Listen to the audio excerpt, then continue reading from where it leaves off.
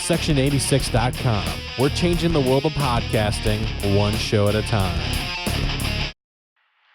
86 Productions. Take what you wanna take. Don't leave me here. Lasting leap years ever your fear of the one and only love. Hello and welcome to Off the Mark, the best podcast providing the most in-depth insight and analysis into the world of professional wrestling. On today's show, we have Aaron, Roger, Doug, and Andrew to discuss this month's view from the turnbuckle. So, Aaron, WWE ratings fall, but WWE stock stays high. What are your thoughts on that? Yeah, it's very interesting. WWE stock is currently around $70 or so at the time of the recording, and at one point in time is up close to $100. But, you know, just like with anything else, it's going to ebb and flow with the stock market. But the ratings are incredibly low, and they continue to fall. And other than the most recent Raw that we saw, where it was the Raw reunion, you had a bunch of old-timers come back, and there was a spike there. We've seen the ratings just completely tank. And it's, you know, people are saying that it's Seth Rollins as the champion. But I think that there's a lot to do with the storylines and also who his dance partners are. You know, he's been feuding with Baron Corbin for the past 2 months now, which has not been, you know, very great. And I don't think anybody can say any good storylines right now that WWE is doing for Raw. And I think that's the biggest issue. And so I think that's the reason why the ratings are so low. But because they have all the Saudi money and they have the Fox money, I think that's the reason why you're going to see the stock being sky high. You know, I've actually thought about that for a while. I don't think it's that. I think it's more. It's there's so much wrestling. Like, if you want to stay up to date on what's going on, you have 3 hours of Raw, 2 hours of SmackDown, 205 Live for an hour, NXT for an hour, and right there, that's 7 hours. If you have a pay-per-view that's 4 hours, I mean, that's 11 hours a week that you have to dedicate to basically staying current with wrestling. And I think that has a lot to do with it. You know, sometimes, you know, we talk about NXT, I keep saying, oh, maybe we should do this, maybe we should do that. But the real thing with NXT is it's an hour. That's all you need. SmackDown is 2 hours, and I can handle that. Raw, when I watched Raw Reunion, I was dragging towards the end. It's like, come on, like, let's continue this thing. And I think that has a lot to do with it. So you're talking dedicating at least 7 hours. If you watch Impact, if you watch Ring of Honor, that's 3 hours right there. And with AEW coming out, that's another 2 hours. So you're talking 12 hours just to stay current on wrestling. And we're not even talking about MLW yet. So there's so much going on. So I think watching MLW. Come on. Okay, I'm not watching MLW, but I do. It's on my DVR. But eventually, I'll turn it on. But the point is, I think there's so much wrestling right now, and I think that some people are like, I don't have time for it, and I think that's what it boils down to. I know I don't have time for it, mostly because I work. But I work during Raw and during SmackDown and during the week. It's unfortunate timing for me, but at the same time, when I do watch the recaps and everything else, it just, like Aaron said, the dance partners are not there for Rollins or him being the champion. Rollins is an excellent draw. He's an excellent champion. You just got to give him somebody that's going to compete at his level. The same storylines going over and over and over again. Now we have the wild card where Raw superstars go to SmackDown and SmackDown stars go to Raw. Let's just get rid of the brands then, if that's what we're going to do, and come up with something. They need to stand out. They need better storylines. It's just the same stuff over and over again. Point. If I cared, and when I say if I cared, like if I was interested, it wouldn't be that big of a deal that there was a ton of wrestling. But the problem is that it's a ton of bad wrestling. Let's take like football, right? We're all football fans, and we watch the 10 o'clock game if you're on the West Coast, then you watch the 1 o'clock game, then you watch the 5 o'clock night game, and then on Monday you watch the Monday night game. That's 12 hours of football, and yet none of us are burned out because it's entertaining product. Every week we're able to watch football for 3-4 months and watch 12 hours of football a week, not even counting the Thursday night game, and no one's complaining about the NFL's ratings. But the WWE, Raw is not entertaining to watch. SmackDown, now that it has no identity, is essentially just the lesser version of Raw, has no identity. That's 5 hours of television that I don't care about watching. If I wanted to, I could watch them Wednesday night or on the weekend or something like that. I don't care. NXT, I'll catch up on. It's interesting. UK, I'll catch up when I have the chance. 205, all those things. But if you don't put a compelling product out there, and I've said this before, you're not just competing with wrestling. You're competing with anything I can get my eyes on. So I'd rather watch my Netflix shows. I'd rather watch other TV shows. WWE sucks right now. When AEW comes out, it's going to be more interesting to watch AEW, at least for the first few months, to see how they do. Until WWE finds a formula that doesn't involve Baron Corbin facing Seth Rollins at 3 consecutive shows, and Lacey Evans facing Becky Lynch for 3 consecutive shows, and rematches and boring feuds and nonsensical title shots, I'm going to continue to not watch like everybody else. And Vince doesn't care because he's got that Saudi money and he's got that Fox money. I just don't see any change for the foreseeable future.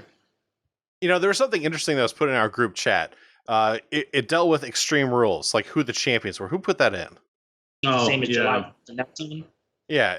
Again, you can't just keep doing that. Brock Lesnar, first of all, winning Money in the Bank just ticked me off more than anything.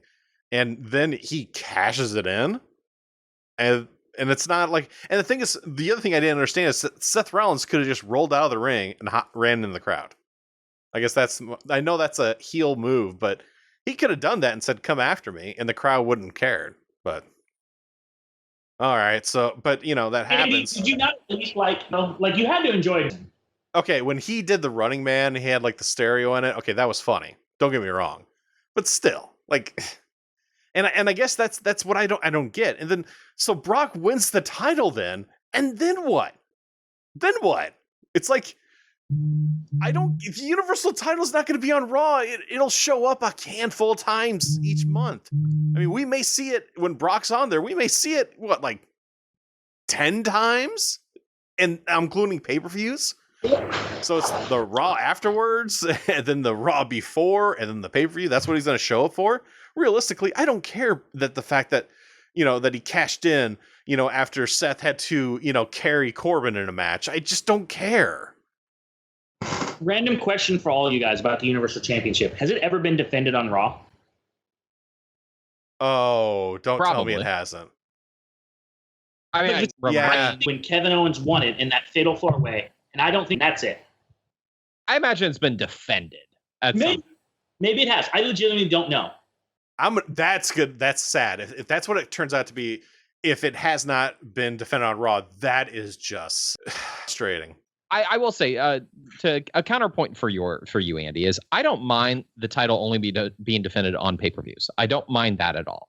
I think that you want to make titles special. You make the world or the Universal title. You make those special. You can defend the IC, the US, the tags, and everything in between. Defend those on Raws and SmackDowns, to your heart's content. World titles, do pay-per-view. That's what I think you should do. You can do that sometimes, but realistically, I want to see that title he's shown. I don't care if it's being defended to a certain extent. Maybe once a month on Raw. That's great. They need to do that. But if your champion is just not there, then what? And you could do pre-tape segments all you want, but eventually people are going to be fed up with that. And I think that's the problem. Brock Lesnar to me is not a draw. I could care less. I want to see someone wrestle. I want to see someone dance in the ring. Did we not talk about what Brock Lesnar thinks about what your opinion matters? It doesn't matter. My opinion doesn't mean crap to him.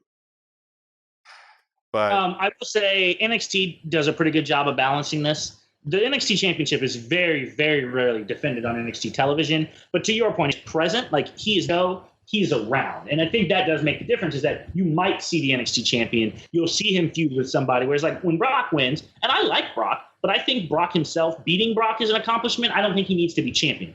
I think you can have a main event match against Brock, and you can have a main event match for the championship. They don't need to be one and the same. No, I echo everybody's thoughts. I think the champion needs to be on Raw or SmackDown or whatever their brand is, matters, or to broadcast or preview a fight for the pay-per-view. But I like Brock. I will say Brock is a reason to go to a pay-per-view, go to a Raw. If I knew Brock was going to be there, I was going to be there. I know Brock was going to be at Raw 1000. I made a point to go to Raw 1000. Right now, though, I'm tired of it. His storylines, he needs somebody else that's going to be a good partner for him. We've seen the Seth Rollins versus Brock Lesnar fight. We've seen it probably at its best, its worst, when it finally concluded at WrestleMania. I don't want to see it again. Again, we get into the problem of WWE. It's the same old stuff over and over again. We're probably going to see them feud until next WrestleMania, when he finally gets another person to battle against who wins the Royal Rumble. That's an interesting way to pronounce Roman Reigns. Yeah. Oh, I don't want to talk about him. That's why I didn't say who was going to win. What the thing is, though, with the Universal title, I think that's always been a problem this entire time. At least with the WWE to champion, I'm interested. I know some people don't like the fact because he's not roided out like some old timers think he should be, but he can wrestle. And I'm sorry, but the New Day is probably that might be the best thing in wrestling right now. I mean, as a group, I love Ricochet, I love NXT, I love all that, but like them together, I think it's tough when they move apart. I don't think they're as good, but when you have the three of those guys in the ring with doing a promo, there's nothing better than that. Like that's just, there's something about that. But I like the fact that, Kofi, he did beat Samoa Joe, but I thought it was good, but I think now it's time we take it off Kofi for a little bit and let him go back to doing New Day stuff. I'm not sure who's Kofi going to face at SummerSlam. Randy Orton. Jeez. All right, so of course Randy Orton's gonna not win. So Kofi's gonna keep the title a bit longer. I was hoping after the New Day beating Planet Earth, or what are you gonna call him? Planeteers. Thank you. I thought that Daniel Bryan was gonna get his revenge on Kofi. Then I thought that was a perfect way to put Daniel Bryan back into the title picture. Nothing. Now, we are still a few weeks away from SummerSlam, and so it looks like they could be setting up for a multi-man match, and that'd be a way you can take it off Kofi without him actually losing, and then that way he doesn't look as weak. I agree with you, Andy. I think that Kofi does need to lose the title. I thought at Extreme Rules, him losing to Samoa Joe was the perfect opportunity. Samoa Joe has been in these world title matches with Brock Lesnar and with AJ Styles, and every time he has looked like a killer. And he looks like that type of heel that you want. And so if they're building a face over on SmackDown or even on Raw, since there's not really a brand split anymore, if you're building a face up to take down this, big, giant of a man, even though he's not like a giant, I guess this big like killer, of Samoa Joe, why not let him win? Why not give him an opportunity to run with the belt? Like beat Kofi down so bad that the ref has to call stoppage and then Joe wins, or, he chokes him out and so Kofi passes out. This would have been a really good opportunity to do that for Samoa Joe. And I'm not just saying that because I like Joe and I think he's a fantastic wrestler. I think storyline wise, if you have him constantly lose in all of these matches, you're never going to believe that he's ever going to do anything other than be, fodder for the Roman Reigns and the Kofi Kingstons of the world. So you're referring to Kevin Owens' second takeover where he beat the crap out of Sami Zayn and the ref had to call it, and then he was the champion? Yeah, something like that. Do that. I'm surprised they haven't done that in a while because I always like those weird finishes. You're like, what the heck just happened? That's awesome. It's what you just said was what they did on NXT: creative, unique finishes. When's the last time you saw a creative, unique finish on a pay-per-view? Like honestly, it's the same 5 finishes you always see: count out, distraction finisher, roll up with tights. I mean, there's nothing new and interesting. You don't see finishes like, hey, I beat this guy down so badly they threw in the towel. You don't, it's when they did interference at Takeover on NXT. So when we saw the air, we're like, oh crap, they're going to win. When's the last time you saw a pay-per-view where somebody didn't interfere in the main event? Like it's WWE is very much stuck in their bubble of, it's like they throw it a dartboard. Is the finish going to be one of these 5 things? All right, we're going with that. There's no creativity. There's no long-term planning. It's just, here's your feud for 3 months, move to the next guy, rinse, wash, repeat. It's sterile. That's the best way I can describe the product. It is sterile. I was going to save this question for later. Do you think that things will improve with Bischoff and Heyman now in charge of respective brands? I don't know, but I don't think that's really going to matter. I think that they just need to put someone in there so if it fails, they can say, oh, look what these guys did. They screwed it all up for us. So, hey, here's what's happening. I think that's how I'm taking it, at least. Vince will have to step away before change happens. He, in my opinion, is the problem. And as long as he has final say, as long as he has oversight, as long as he thinks that things like storyboarding and getting rid of long-term stories are stupid, as long as we're renaming people the Viking Experience and dropping last names, all of the things that we think are unbelievably terrible all come directly at the edict of one guy. So until that guy leaves, I don't care who you put underneath him. It's like, Jerry Jones. It doesn't matter what you do on the Cowboys. They're always going to be hard capped that Jerry Jones doesn't know football anymore. Yeah, sometimes you can break through in spite of them, but for the most part, you're going to suck. And if you can't tell, Roger's super excited for the NFL because that is his second or third NFL reference he's made so far. Final week of no football. I'm really excited. Doug, to your point, I will say I think that it will improve, but it does still also have to go through Vince. So if Vince is more focused on the XFL, I think that we could see an improvement. We have seen some good shows of Raw as of late, but it's been more frequent than it was prior to Paul Heyman being there. I mean, I guess he's only been there for 4 weeks or so. Who knows how much involvement he's had? But the ones that we know that he has had direct involvement in feel like they have been much better. Allegedly, Bischoff hasn't actually even been at the shows. Yeah, he actually just moved. I believe last week he made the drive. Yeah, so do you think... So what's going to happen with Samoa Joe now? Do you think he's finished? When was the last time Samoa Joe won a match? Oh, no. A single match? I'm scared. He beat WrestleMania. His last reign with a title, he got because before Ray was injured. So he didn't even really win the belt. I would argue he never lost the belt because his shoulder was up at 1.5. I agree. But then he lost to Ricochet. And then what? He gets promoted to the main title match, loses to Kofi, loses to Roman Reigns. He's just losing now. What credibility does he have? Besides being awesome on the mic and seeming like a monster.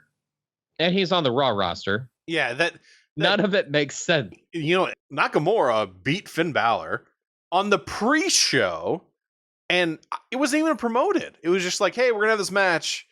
And I think it's more because because he needs time off. They're like, hey, because you want time to the title, like that bothers me. Like, why would you do that? Like, I love Shinsuke Nakamura. I love Finn Balor. I think those guys have great chemistry in the ring. But come on, what did they do? I guess I can't figure that part out. Like, why?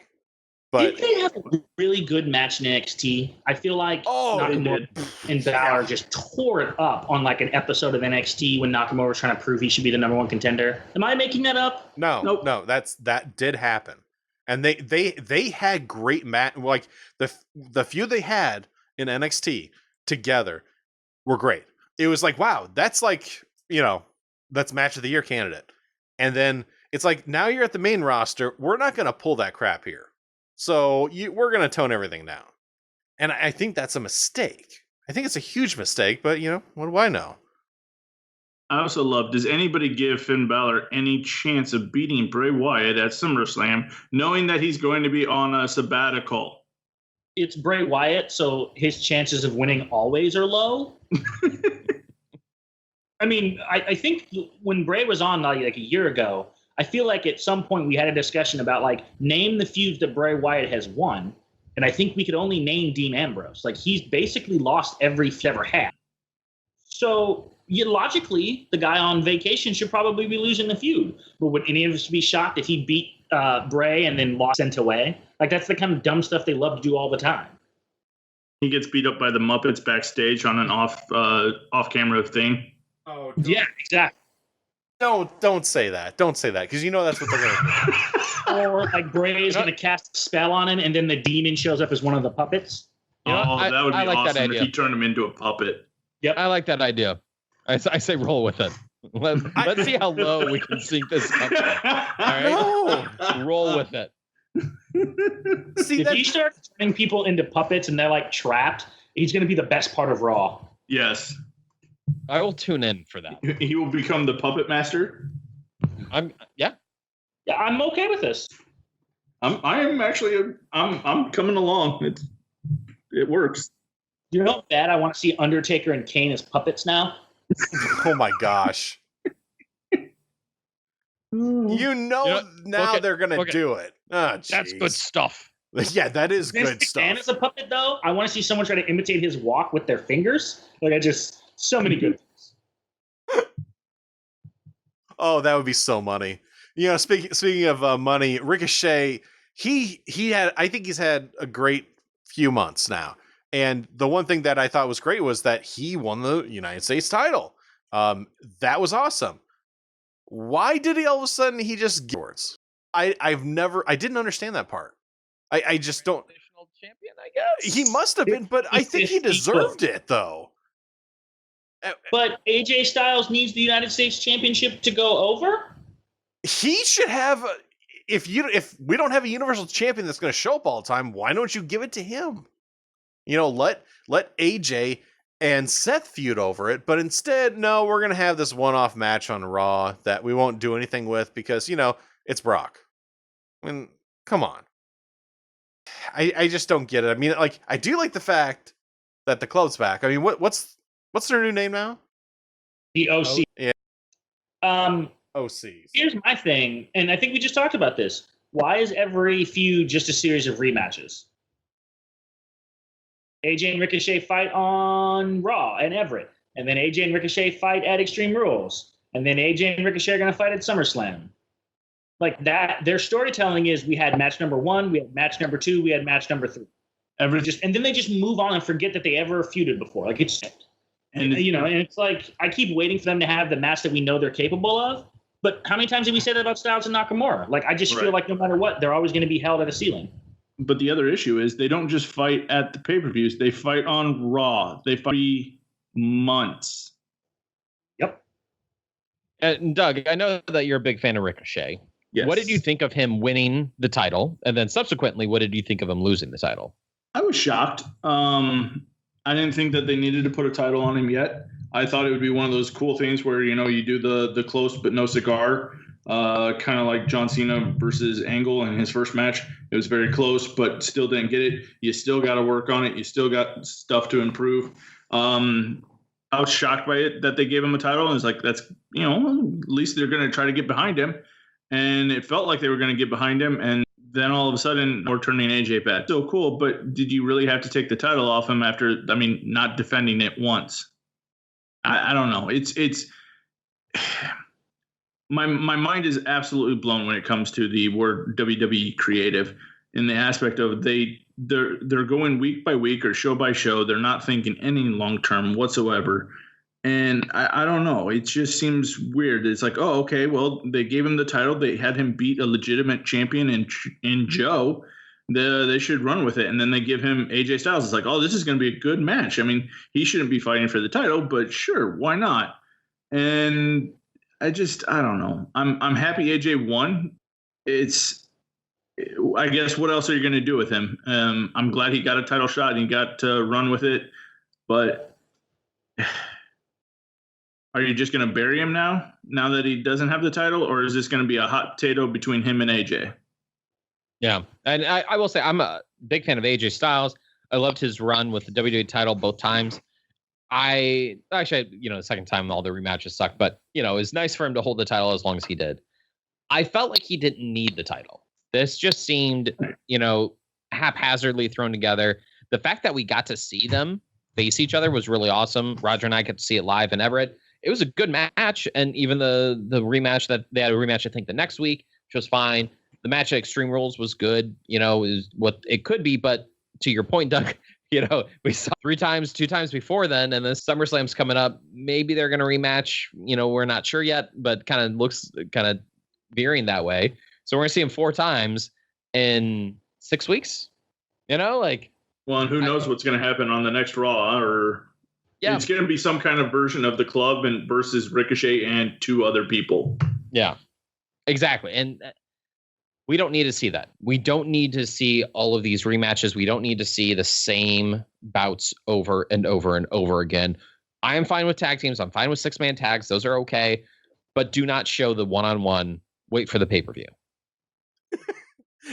I don't know why, but I just find that funny because that's how it's supposed to be done, and it's not going to be done, unfortunately. But whatever, Andy made a good point about the IC title, like how it was defended on the pre-show. Why not, instead of Joe losing the U.S. title, why not just have him win, retain U.S. champion versus Kofi as the world champion, and now the IC title can be actually defended on the show because you don't need to defend the U.S. championship, because now instead of losing the U.S. championship and randomly get promoted, he's like, hey, no one can beat me for this belt. I'm going after a bigger belt. Ta-da! Wow, that's actually good storytelling. And makes sense. Logical. Oh, wait, we don't do that at the E. I guess it's time to send in for the man on that one. So Becky Lynch retains. Again, which is pretty. Maybe if you heard Seth Rollins one, of course Becky retained, and then so did Bayley. So that's going on. Do you think that they're doing this properly with the women titles right now? I mean, I like the fact that Becky and the man is still a champion, but also Bayley. I mean, do you think it's smart to keep it on Bayley for a while? Well, Bayley's only had it for a month and a half, essentially, right? And she chose her opponent. She chose Ember Moon as for SummerSlam. And then she won. It was a 4-way match in order to take on Becky. That looks like it could be pretty interesting. Bayley's could be interesting too. They've done some really terrible build-up for Ember Moon, unfortunately. So I kind of feel bad for her. Natty, on the other hand, they've done some pretty good promos between her and Becky. So I'm pretty excited about that match. I think that it could be good. It has the capability. This also could be. I have no idea because I'm very unaware of what's going on with Ronda Rousey. This seems like an opportunity for them to reintroduce Ronda Rousey, where you could have a program going in the next couple months with Becky and Ronda. If you want to do kind of that WrestleMania rematch. I will say, and we're going to talk about this in the tag team section, and I know I'm beating a dead horse. It really feels like they should combine the titles. I feel like this is an opportunity here. You focus on the tag, and then you focus on the singles. So you have the women's tag, and then you have the Becky versus Bayley, let's say, or Becky versus Charlotte or somebody else.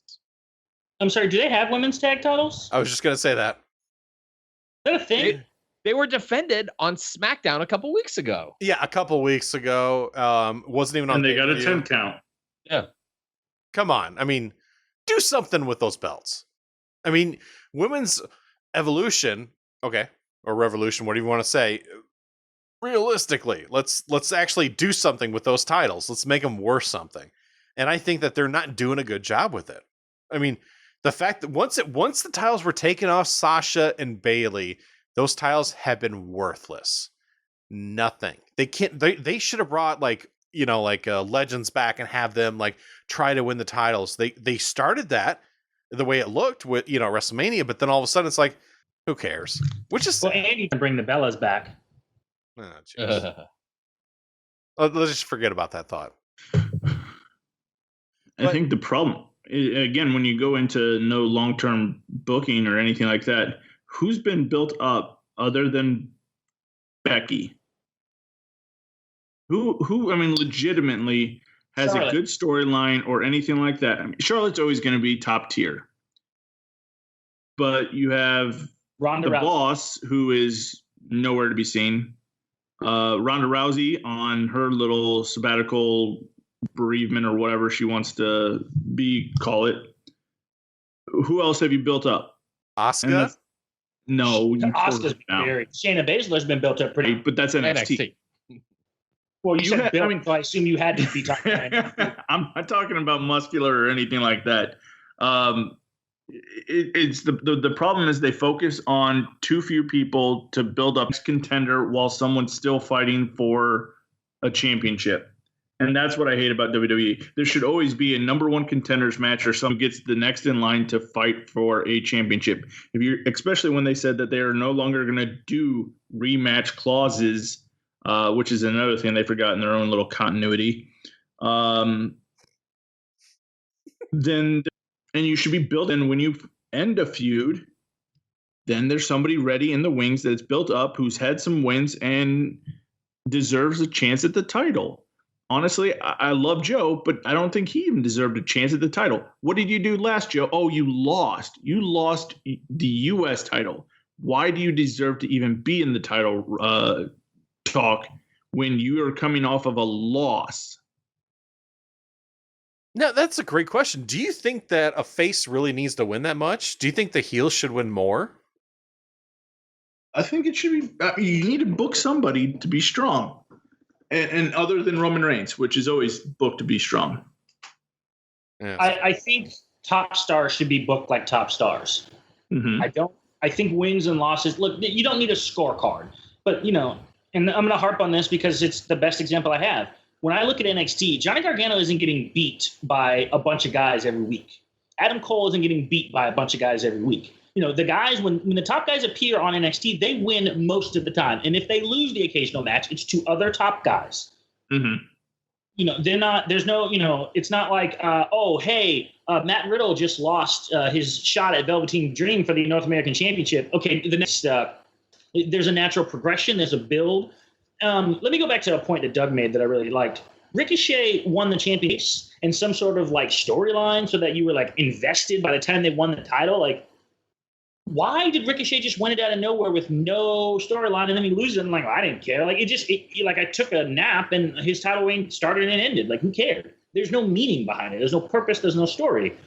It's the same thing with the women's division. Like the Battle Royal, the thing that means nothing. You could have given that to Ember Moon and started that as hey, let's give her a little bit of a mini push so that by the time we get to SummerSlam, we have somebody who's been built up as a legitimate contender. She doesn't have to squash everybody, but let her start winning a bunch of matches against lower card people, have her have a good showing in Money in the Bank, and then when Bayley goes, hey, I'm picking you to someone I actually think is worthy, it makes sense. Because right now, what has Ember Moon done that makes you think that she's worthy unless you know her from NXT? Her main roster career has been irrelevant. But the problem is that's everybody. Like, why did Lacey Evans get 3 shots? She didn't even have a good NXT career. It's like nothing makes. Why did Alexa Bliss get yet another title shot? Roger, I think we all saw the shot that Lacey Evans got in the camera view. Yeah, that's yeah. Women's evolution right there. When people say like, why are the ratings down? Well, your main event was the man, Seth Rollins, a rookie green NXT failure, and a TGI Fridays waiter. Does that scream superstar to you? Is that what people are paying money for? And I thought that you're talking about them being one and the same, the NXT failure and the TGI Fridays waiter. I didn't specify that I wasn't. I mean, it's just when you go back to the days of like when Austin was champion. I remember him feuding with Mick Foley. And then it was The Undertaker. And then it was Kane. And then it was The Rock. Guys that you cared about. He wasn't feuding with Jeff Gunn or worthless pieces at the main event. Like, why on earth is Baron Corbin getting title shots? What did tire an old? Why did he get 3 straight title shots? Especially for like. I just want to say I'm a little offended that you are taking a shot at the one Billy Gunn because, Stone Cold Steve Austin and him could have main evented pay-per-views and it would have sold like gangbusters. I feel like no one should have ever taken a shot at Billy Gunn because too many people took a shot with Billy Gunn to make him think that he somehow was over. He made Road Dogg look good. Just by him being there. Even his promos sucked. I don't know. I don't understand this formula of refusing to build people and then expecting to just throw them in title matches and get people to care. Like, you want to know why ratings are down? Because you don't build challengers. You don't build storylines. You don't have build. And when they do have a build, it's usually by accident. Like, Becky Lynch got the build, but that wasn't who they were trying to build. They were clearly trying to build Charlotte, and they kind of just stumped Daniel Bryan. They don't, they have credit for that. They successfully built Ronda, but didn't she get a title shot like 2 months in? Yep. Mm-hmm. Why? Where's the chick? This, again, perfect time, Queen of the Ring. And I know I've said this probably every single time, to build up a challenger because you win 4 matches, it's a grueling event, and then Bayley could have come out and said, you are a worthy challenger, I want to fight you at SummerSlam. Storyline, there you go. Real simple, real easy. NJPW's over there doing a G1 climax where I'm like, oh, I'm going to know who the next challenger for Wrestle Kingdom is. Meanwhile, who's the next challenger? Why matter? Names out of a hat. You might as well. Yeah, that's what it's boiling down to. I mean, they need to have something that's gonna, like make you want to watch, like Raw or SmackDown. Like you could, like you said, you could do that tournament. Where there's like 8 women that go, like a Women of the Ring. You could have done that, or Queen of the Ring. You could have done that, but of course, that would be the smart thing to do because then it could have ended Extreme Rules, and then at SummerSlam, that okay. We'll say Ember Moon is going to be taking on Bailey at that time. You could have done that. That would have been the proper way to build it up because then Ember could have actually had, 4 Raws before SummerSlam to, make her look even bigger. They could have done that, but was Ember even on the show on Monday? I don't remember seeing her. I think she's on SmackDown though, right? Yeah, so technically she shouldn't be unless she's the wild card. No, that's true. I keep forgetting who's. So I guess we'll see her on SmackDown. Don't worry, because WWE forgets too, Andy. Yep. Now, speaking of, so not to do the whole pity party thing and trash on the tag division, instead of doing that, or shave my back and then have the Usos laugh about it. So instead of doing that, Andy, what would you do to make the tag division better? And let's say you can't combine them. Let's just say like you cannot combine them because that'd be the first thing I would say. Just combine them. You're not allowed to combine them. It has to be a Raw one and it has to be a SmackDown one. How do you make it a little bit better? How do you make them mean a little bit more? I would almost have, like, since the Revival are the champs, I would have them come out and just rip on everybody. Like rip on like singles guys and other tag teams as well. I think if you had them put out a great promo and then had them like fight jobbers and then guys that they're making, like giving crap about, they come out like, I see you're just wrestling hometown boys or whatever, or like the local guys. Why don't you wrestle someone good? And you could have almost pushed that and then had them, of course, cheat to win or just do a bunch of countouts and then have some type of match where it makes it so like, I don't want to say steel cage, but make it so like false count error or something like that. I think that would be the start. All right. And then Doug, same question for you. I don't have an answer with the women's division. You have you only have the same people contending each month or week. It's Usos versus the Revival. We've seen it for the last, I don't know what, 4 or 5 months, and they didn't have each other. This is boring. I love both teams. I absolutely love both teams. I'm tired of seeing it. So what you need to do. What's that? Who are the tag champs? New Day. According to our doc, it says the Revival, but I'm not even sure. Yeah, they're the tag champs. I lose track because I don't care. The tag teams themselves have lost me so much interest, and I hate to say it too, because I even forgot that Finn had a title for the longest time because he wasn't being showcased even as they don't showcase champion, casing and Roman Reigns. Necessarily him so much showcased, right? And I take that back a little bit because of the fact that Roman's hasn't even been showcased. But it's like it's weird. I don't know. I think you're at a point right now with unless you combine them again, develop challengers, and you have a guy or a team with a legit run where the steel matches or they barely escape that one. You have a team that has to establish some dominance, and then you build up another team that is also challenged for that, and then the winner take all to be dominant so that you have multiple contenders. Now, P should be coming back hopefully soon. That's a dominant team. The Raiders or Viking Experience or whatever you want to call on, make them have a name and stick with it. That would be a big help. So you even know who's in the tag team divisions. But with a wild card and everything like that, I don't know what teams are supposed to be fighting for what championship, whether it be SmackDown or Raw. They really need to start clarifying that stuff. That I guess you have with the tag team division. At some point, and especially with AEW, because they're going to be doing stuff with the tag division, WWE's and then do the same thing, or put their spin on it. We could. Right. To Aaron's question, so what you said is I can't combine them, which is fair. What you didn't say is I couldn't modify them. So the answer, in my opinion, is that I'm going to change the Raw tag team titles to trios titles. I'm going to make it so that pure tag teams, the Revival, the Usos, those teams go to SmackDown and fight for the tag team titles. On Raw, I'm going to have teams like the Authors of Pain. I'm going to have them be personal security for a smarmy heel like The Miz, who is a fantastic heel and has no business being face. That's going to be one of my trios. I'm going to have Daniel Bryan with Rowan and Luke Harper, who I'm going to utilize. I'm going to have the Planeteers as another trio. I'll use the New Day as another trio, and I will split those up so there's a little bit of delineation. Like I'm going to have some actual trios. I'm going to have some actual tag teams. Heavy Machinery can find a third partner and do a comedy trio. Totally fine by me. Ryder and Hawkins, they can find a third person. Heath Slater, for all I care. Let them combine. Mojo Rawley's not doing anything. Let him go face again. Who cares? Start having a separation. I'm going to keep them apart. And now let and the thing is, I would treat the tag team titles with prestige. I would treat the trios titles as more of like that's going to main event sometimes. That's going to be in the middle of Raws. That's going to be in the middle of SmackDown. That's fine. I don't care if that belt's not defended on pay-per-view. The tag team title is going to be the one that we talk about as a potential pay-per-view main event. That's going to have long-term feuds.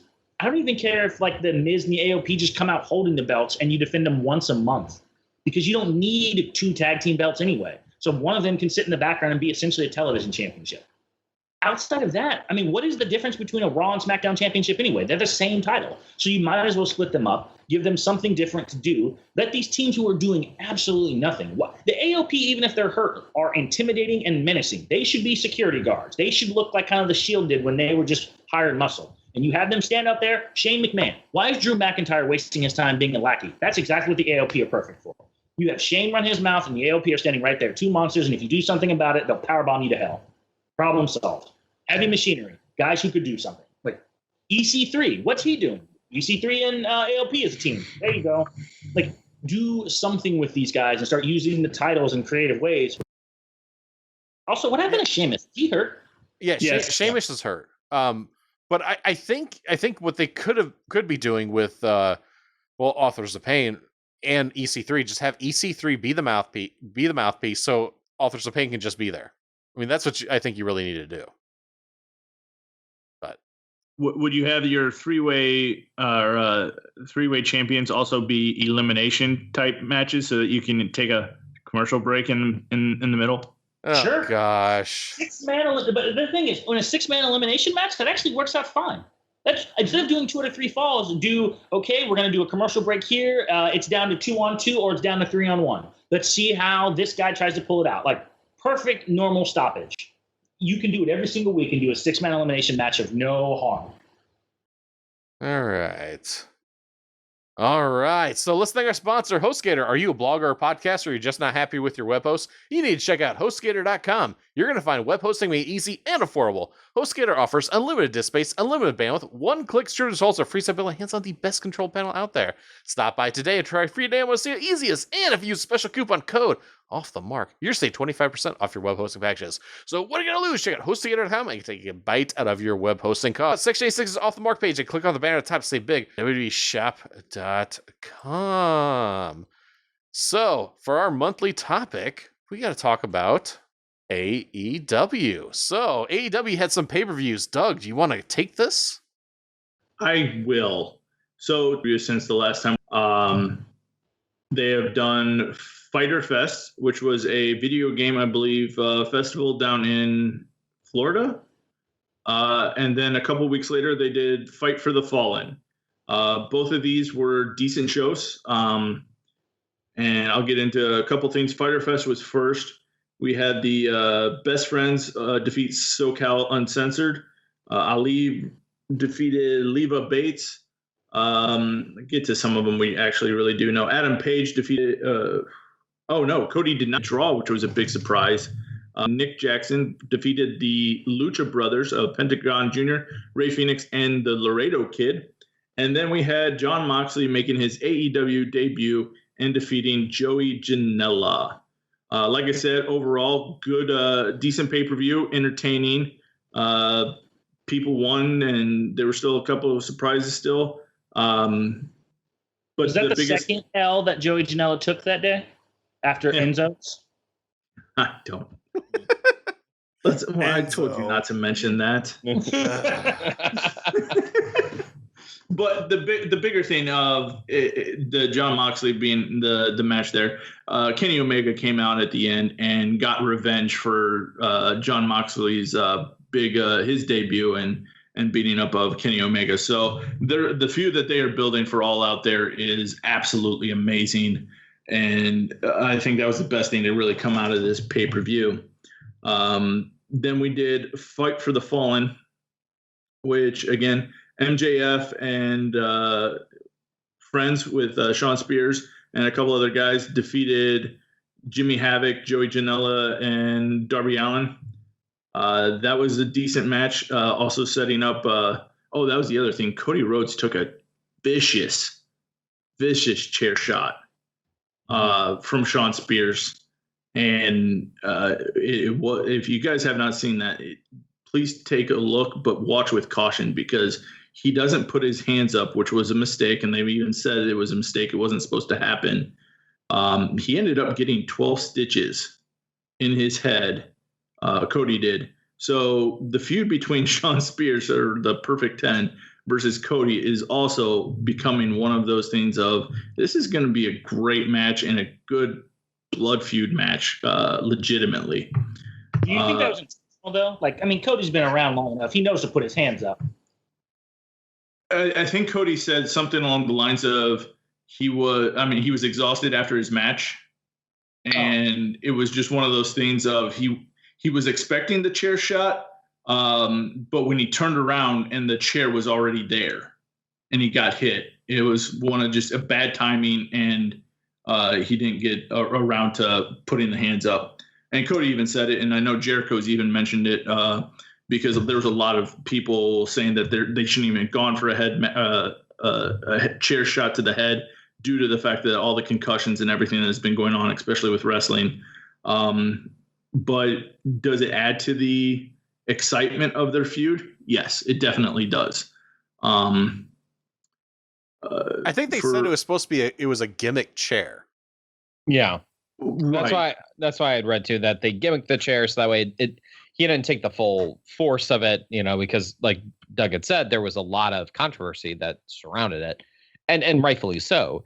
If they are able to gimmick chairs and it doesn't hurt anymore, and like legitimately, there's very, very little chance to none that you're going to get CT.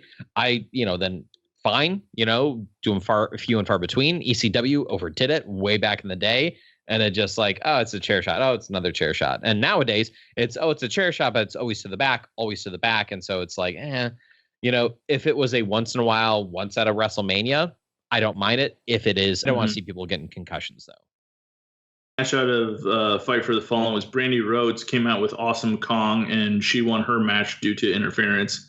Adam Page defeated Kip Sabian, which I'll get into one of the reasons I did not like that match. Even though it was a decent match, I guess, again, it comes into predictability.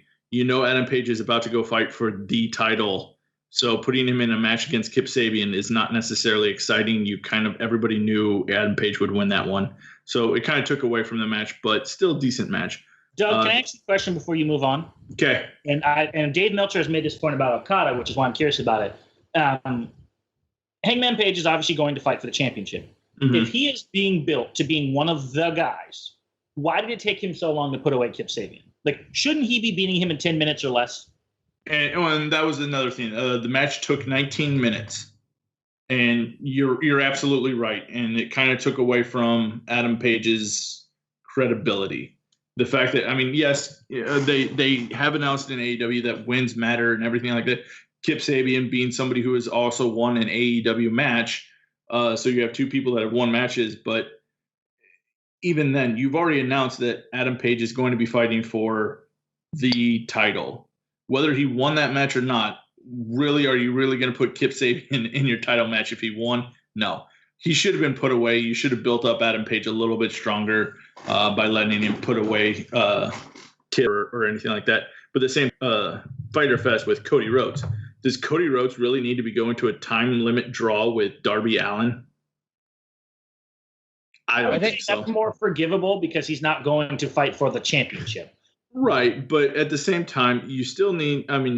yes, Cody is a name and you're trying to build up more people, but I don't think Darby Allin is one of the people that you're trying to build up right away.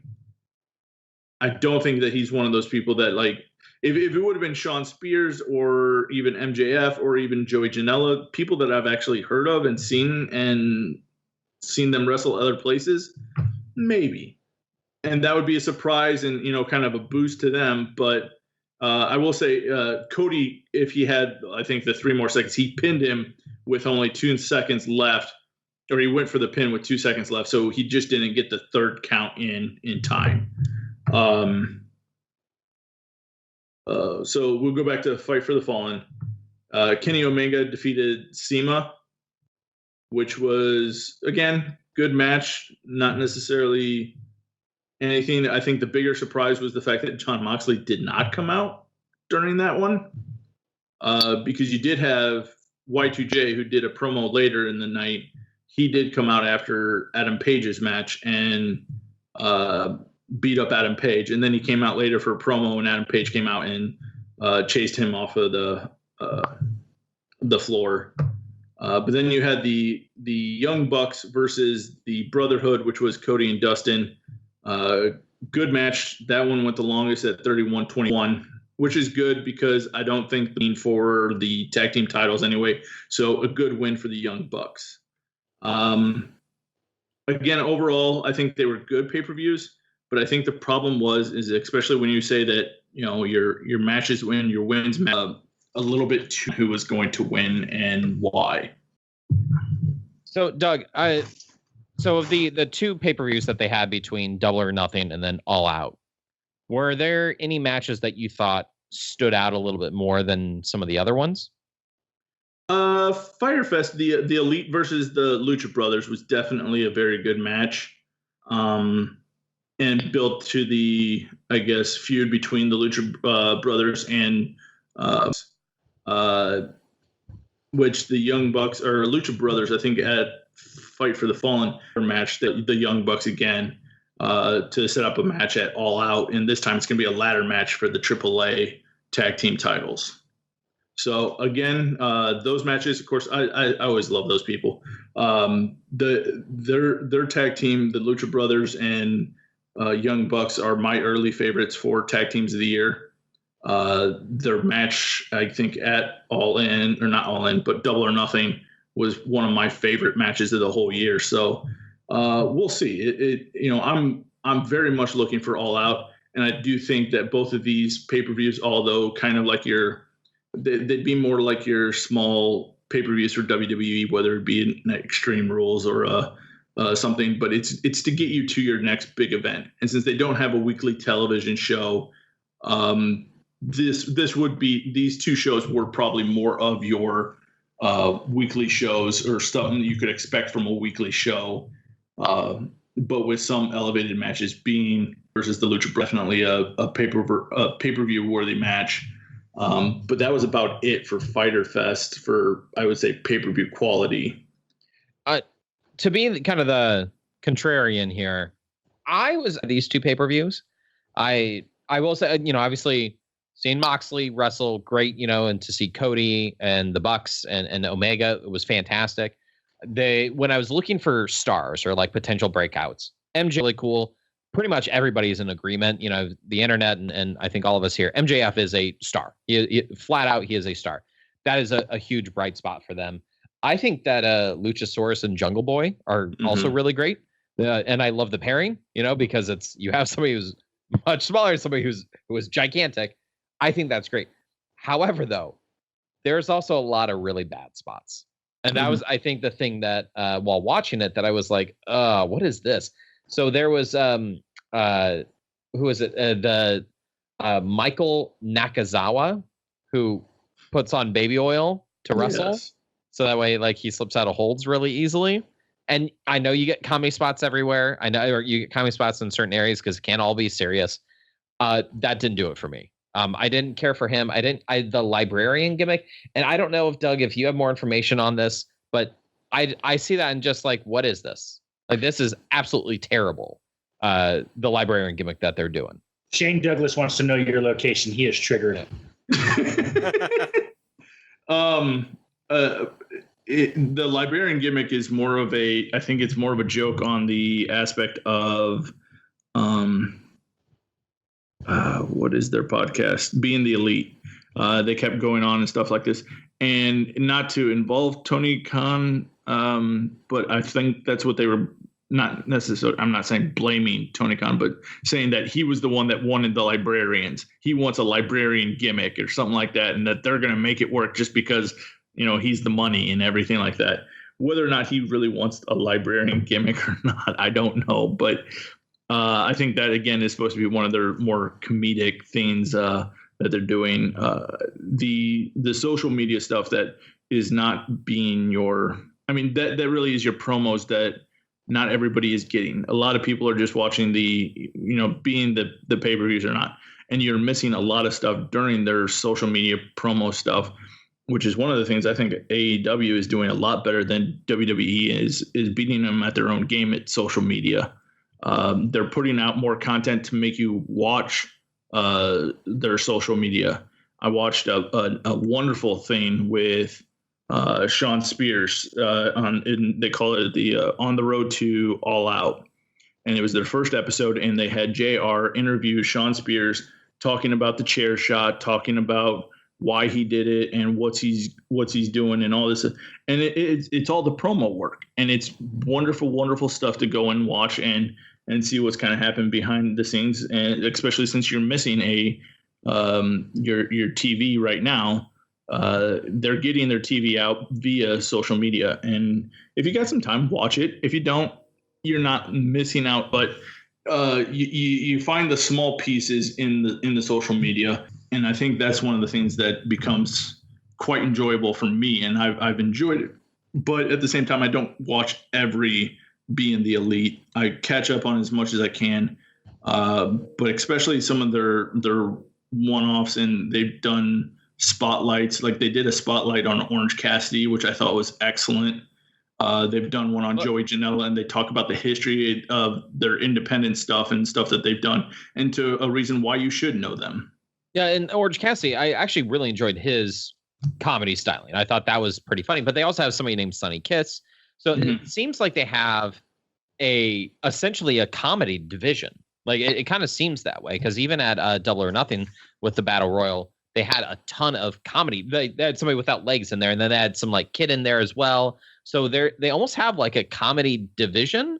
And me personally, I just feel like comedy is best done when it's few and far between.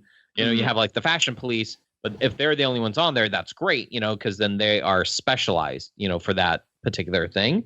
And that's one of the things I am a little worried about with AEW with what they're doing, because you see somebody like Sonny Kiss and then the librarian taking each other on, or you see the guy putting baby oil all over him. If I'm watching that, I'm thinking, oh, I'm fast forward through this. Like, like that to me is like bad attitude era stuff. That's the thing I am worried about for sure. But with that said, the bright spots are very bright. And to see some of those people that I have never seen before, I do want to correct one minor thing. Luchasaurus and Jungle Boy are a boy and his dinosaur. That's their tag team name. So very important to put that out there. Right. That is actually that's entertaining. I think that they make a really good combo. I'm really excited to see that in the tag division. Obviously MJF, Sean Spears. I think Darby Allin is somebody that I had not heard of before, and he is somebody that was impressive to me. To see Joey Janela and Jimmy Havoc, I've enjoyed seeing them as well. So I think that there are some bright spots, but there's also, I think there's a opportunity for them to really mess things up if they go too heavy on the comedy aspect of it. And that's the thing I am slightly worried about. Also, and not to bring in politics because I don't want to, but it is strange that they don't seem to have much of a focus on a women's division. I know you'd mentioned Awesome Kong came out. But I will admit it'll probably look a little bit weird if it's 2019 and you have a new promotion that really doesn't have a women's. I know Japan gets away with it because they have their own separate kind of like companies and stuff.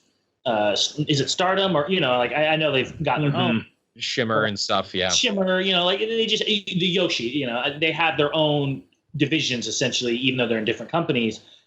Is AEW going to have a focus on that? Something that's just going to get you down the road? Like, what is the plan for them? I think that, and I'm sorry if it didn't come out. I may have skipped a couple of the matches. They do have a women's division. They have some stars. I just don't think they have enough right now. They need to build them up. They're going to have to build them up. Because at was it Fight for the Fallen, they had Brie Presley and Shoko Nakajima, who I don't know, defeated Dr. Britt Baker and Riho.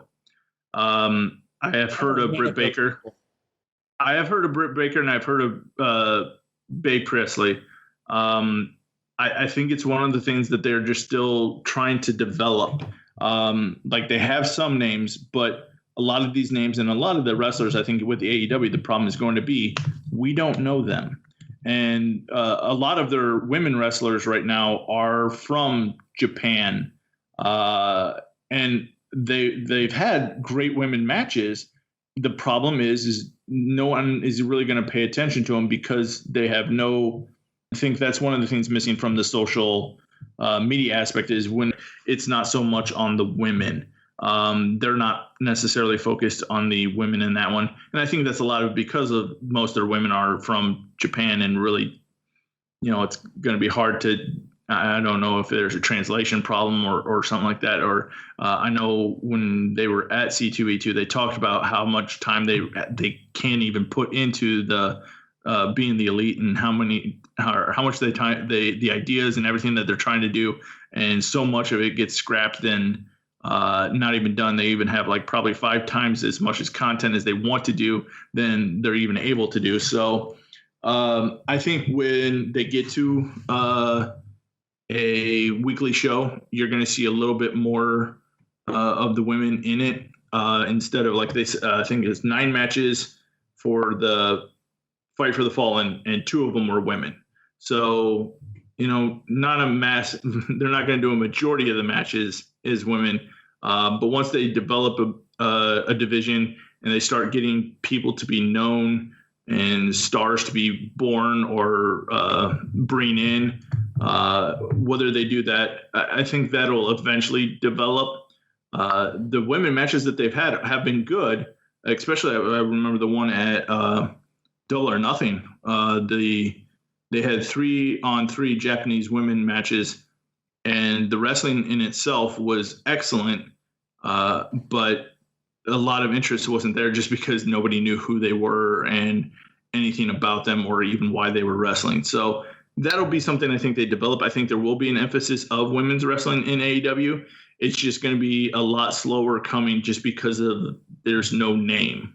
And I think it's also because they need to, you can't just say, when you're developing a company, you have to showcase those stars first. And then you can bring in things and like have a couple women's matches. And then you can be like, oh, now we're going to have another match because, well, they tore it up and now people are wanting that. And I think that's the problem you're going to run into at first.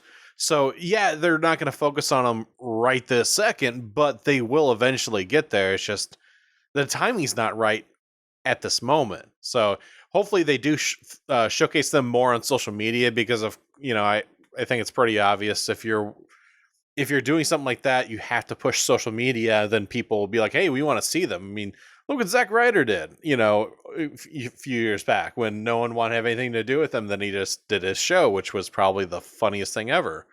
I can't get over. And I think that's what they're going to have to do in this case. But, overall, I thought AEW is doing better than what I thought it would. But again, I didn't like Fyter Fest. In my opinion, I just didn't care for it. It was good. It was a good show. But like when you come off, All In and then Double or Nothing, and then you go to Fyter Fest and you're like, oh, it's kind of like a step down.